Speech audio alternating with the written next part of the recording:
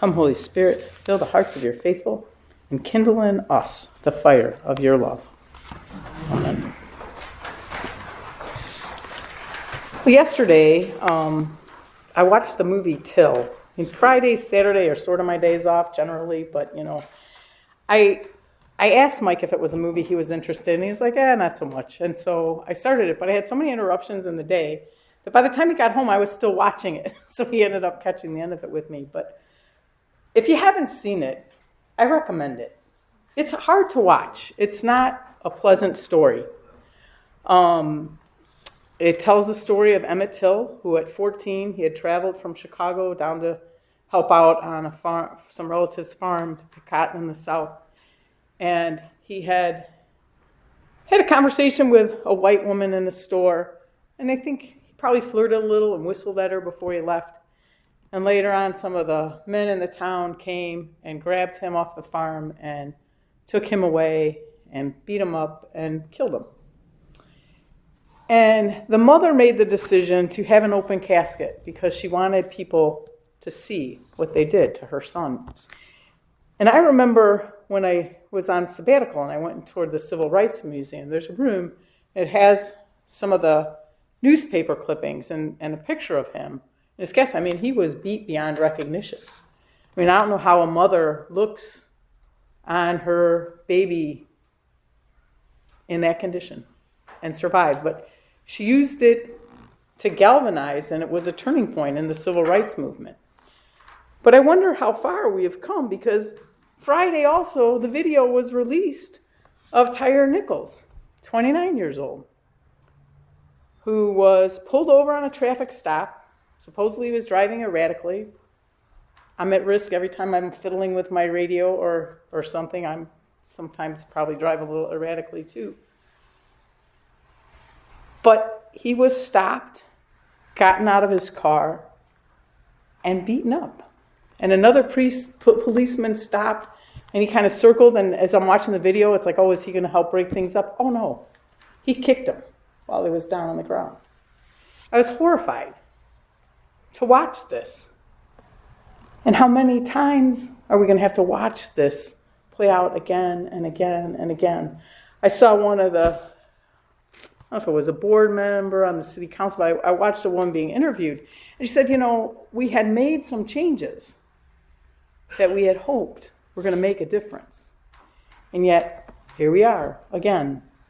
Another, and as far as I know, he wasn't armed. I don't, like I said, I had heard little bits of the story earlier in the month, but I hadn't really paid attention. And then when the video dropped yesterday, it kind of Friday, it hit the news again and caused me to pay a little attention, and especially having just watched Till. And I'm like, oh my God, and that was 67 years ago. That was before I was born. Mike was just a toddler, and I came in another year or two later. And this is still happening. And and as a kid, my dad when I was a kid, he was very involved in the civil rights movement, and he had gone down to Selma, was a truck driver, and they had brought all these outhouses to put out for all the people that were down for the march and stuff. And he also, when we were on vacation, left and got, I don't know if he took a train, a bus, whatever, a couple different sources of transport to get himself over to the Washington Mall for Martin Luther King's speech. So, it's like this has just been in my consciousness my whole life. And when I worked Kairos Outside weekends, I remember talking to a couple of the older black ladies. And I probably have shared this story before because I asked them, I'm like, is it any better? And they looked at each other and they looked back at me, said, a little bit. We have a long way to go. And I thought, and every time something like this happens, you think it's got to get better. After George Floyd, right? Oh, they're going to do something with the police department so this doesn't happen again. It happened again. And like I said, when I saw I don't know if it was the fourth or the fifth cop, but somebody that had come that wasn't there, I thought, okay, maybe they're going to break this. Oh, no. He just added. Kicked the man when he was down, literally. And he, too, like George Floyd, was crying out for his mother. And I saw a little satirical cartoon I shared on my Facebook page, and it was like a white guy is calling home and saying, I just got stopped by a cop. I'm going to be a little late. And you see a black guy calling, and he says, I love you, Mom. Because he's really not planning on knowing for sure that he's going to get home. And these are the realities that we live in. It was the reality back 67 years ago when this happened to Emmett Till in the South. And it's still happening today. These things still happen. And it's just, I don't know what it's going to take to change it. But at the very beginning of the week when I started looking at the scriptures, I zeroed right in on Micah. And I said, I just have to preach Micah this week. I mean, the Beatitudes are nice, and I'll preach on them another day. But he has told you, O mortal, what is good, and what does the Lord require of you? But to do justice, and to love kindness, and to walk humbly with your God. And it's like in that Old Testament reading, we hear God and the people talking back and forth. It's like we have a God you can negotiate with. It's just unbelievable. They're the God that spun this all into being. The omnipotent, omniscient, ruler of all. We actually can negotiate with and pray and talk to. And he listens. And maybe everything doesn't come out the way we want, but he's still listening. And he simplifies it. It's a lot like what Jesus said when he was asked what the great commandments, what was the greatest commandment. What did he say? Love God with all your heart, soul, strength, and mind, and love your neighbor as yourself. And really, Micah kind of encapsulated that before Jesus even said it. We are to do good, love justice, or do justice, love kindness, and walk humbly with our God. And like I said, some days that's easier than others. I was reading in the commentary in the Living Church, and the author wrote, the prophet Micah could see the poor exploited everywhere he turned. Speaking out, he gave the world one of the great religious lines, what does the Lord require of you? But to do justice, and to love kindness, and to walk humbly with your God. In these words of the prophet, we have our social and moral obligation to one another laid bare. Although this work will never be complete in this life, God requires that we make an effort.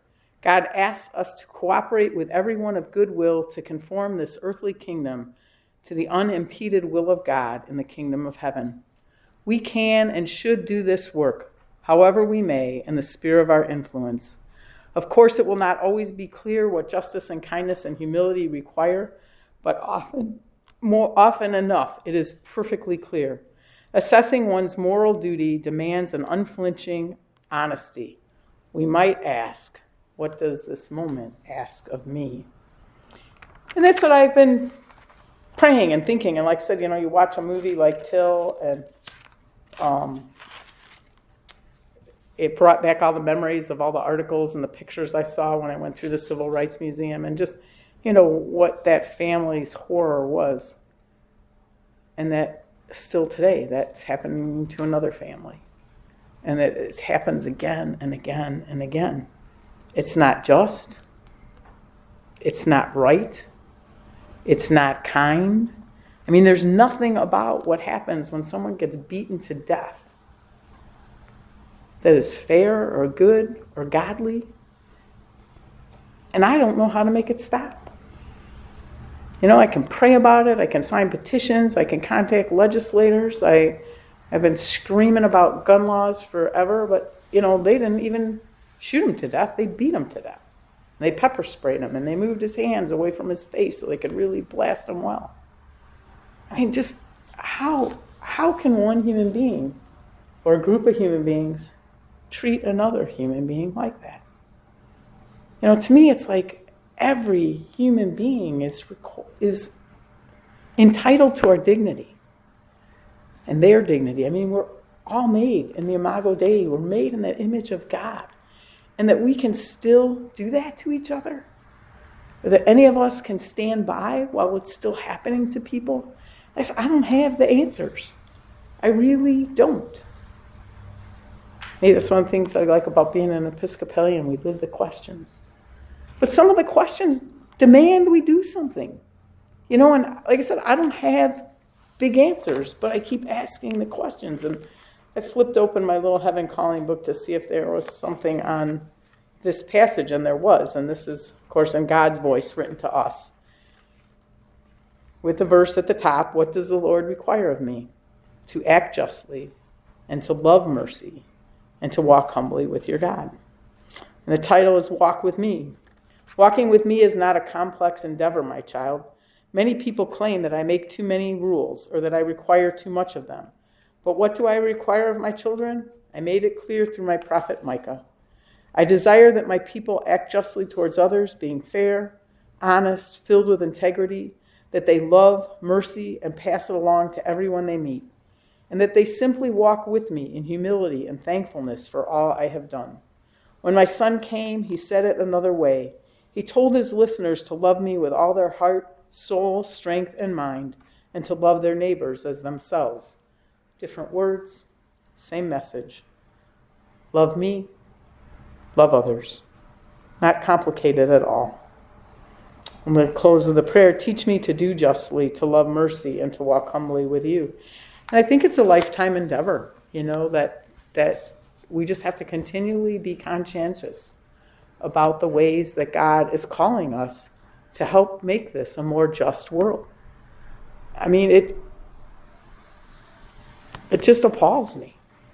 And I can remember my dad, he said he was working hard as a priest in the civil rights movement, and he was working under Bishop Burrell, and he was on the Department of Social Justice and Reconciliation, and he went down, like I said, to Selma during King's marches, and then he went to the mall on Washington, and he would come home with either signs or stories, of how things were. And I mean, they had all these police dogs. When a bunch of clergy they wanted to just go pray on the Capitol steps. They surrounded them with police dogs. They had to turn over. Before the police would even let them walk up to the Capitol steps, they had to give them collateral. My dad had to give a cop a watch, and I mean, they took things to hang on to them to make sure that they were just going to do their thing and come back. And they went up and knelt at the Capitol steps and prayed and then came back. But all the while, these big dogs, that the police are just holding up. It's just like, how do we do this to each other? And yeah, that was the 60s. But what just happened to Tyree Nichols happened the beginning of January. These things keep happening because we're broken, sinful people. And maybe we're not perpetuating the violence, but what's that saying? The only thing necessary for evil to prosper is for good people to do nothing. It's a saying that they tell us at Curcio. I think the founder of Curcio said that, Eduardo Pondon or something, was one of the people that made that quote. And it's true. We can easily say, well, not my neighborhood. It doesn't matter. That shouldn't happen in any neighborhood, anywhere, on the planet Earth. That is never how human beings should be treated. And it's part of our history. It's part of this whole country's history. We came in and brutalized the Native Americans and pretty much stole their land or put them on little reservations. And we built our economy on the backs of slaves that we stole from their homelands. And yeah, we weren't there when that happened, but we live with the benefit. Our economy was built on those backs. So there's a lot to contend with when I think about justice. And if any of you are friends with me on Facebook, I've got a Martin Luther King quote on my wall right now that I put up probably MLK weekend, but it's just one of his quotes. It says, "True peace is not merely the absence of tension, it is the presence of justice." And there is no peace without justice. And as long as there's any neighborhood in our country where that can happen to somebody, we're broken. We're broken. And I don't know how to fix it. But I know that God requires me to live in such a way that I lead with love. Even if it's little things like letting someone in traffic in front of me or letting somebody at the store that's got just a couple things just go ahead of me. Just all these little things that we can do of kindness towards one another that can make this world a better place. I felt so sad watching that movie and then seeing the video clips of what has happened 67 years later. It's so much like what happened to Emmett Till. It's just sickening. And I always have Mike in the back of my head, like, what's the good news? I don't know. Good news is in our hands. Ball's in our court. What do we do to make this world a more just place? And there's a prayer I'm going to share with you that came from my little everyday lectionary commentary book that I was talking about recently. It says, loving God, show me how to do justice and love kindness, not only for other human beings, but for all of creation. Amen. It's on us. There's plenty of brokenness. You don't have to look far to find a place in need. It's like ball's in our court. It's our move. It's like, what are we going to do and how are we going to respond to the atrocities around us? I think, this is a loving community and we do good works. We bring food and stuff to the crisis center, and we did the food truck and we did the blood drive. But I just always feel like, what else? To pray and ask God, what is it you want from me now? What is it you want from this community, from each of you? How do we live our life in such a way? How do we live out our faith and act out our faith in a way that makes a difference around the world? I've talked before about the butterfly effect. Butterfly flaps its wing and it changes the atmosphere around the world. Those ripples go out. Our ripples of love go out. It doesn't fix the problems of police brutality. And I'm not here to beat up on police because they have a tough job that I would not want. But there has to be some checks and balances. I'm happy to say they were all fired. They're not waiting. They're just done being police. Maybe people might have a different opinion on that, but I think, that's the beginning of how we solve problems like this, is to take out the bad actors. But we live in a world where that's commonplace. So I guess I just ask you to ponder with me, what is it that this moment is requiring of us? How can we live out our baptismal covenant in such a way that it can make this world a better place?